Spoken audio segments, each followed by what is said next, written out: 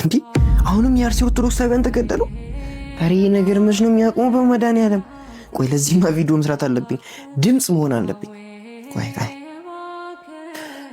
የአርሲ ኦርቶዶክሳውያን መገደል የሚያሳዝናት የሚሰማችሁና ማህተብ ያሰራችሁ ኦርቶዶክሳውያን በሙሉ ይሄንን ቪዲዮ ላይክ፣ ሼር፣ ኮፒ ሊንክ ማድረግ ይኖርባችኋል። ፍትህ ምንድነው የሚያስቀው?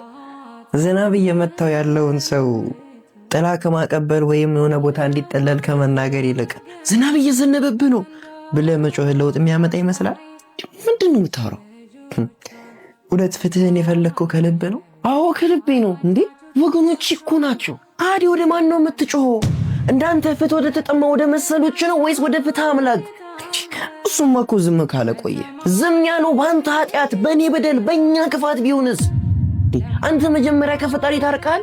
አስቀይመ ነው ቢሆንስ ዝም ያለው?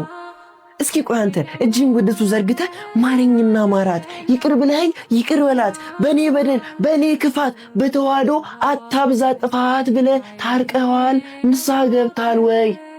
ፍርድን ያመጣው የራሔል እንባ እኮ ወደ ህዝቡ አልነበረም፣ ወደ ላይ ወደ ፈጣሪ ነበር ያነባችው።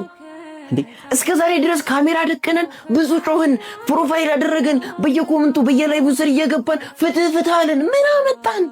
እስኪ ምን አመጣን እስከ ዛሬ ንገረኝ። ስለዚህ ድምፅ አትሆንም ማለት ነው? ምን ብዬ ድምፅ ልሁን ወዳጄ? ምን ልበል እስኪ ንገረኝ።